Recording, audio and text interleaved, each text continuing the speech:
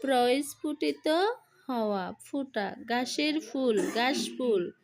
সূর্যের আলো, কিরণ, অসম্ভব কাল্পনিক কাহিনী, রূপকথা, নীল আকাশ,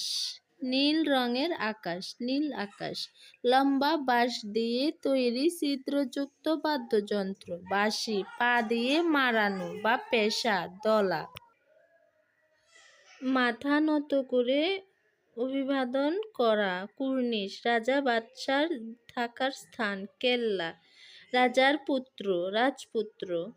যা দ্বারা শিক্ষাদান করা হয়, শাস্ত্র, বাদশার পুত্র, শাহজাদা, সংবাদ বহন করে যে, দূত, সুজনের ভাব বা আচরণ, সৌজন্য, নির্জন স্থান, নিরালা, যিনি বিদ্যা দান করেন, শিক্ষাগুরু। পরবর্তীতে তোমরা যা জানতে চাও তা কমেন্ট করে জানাও।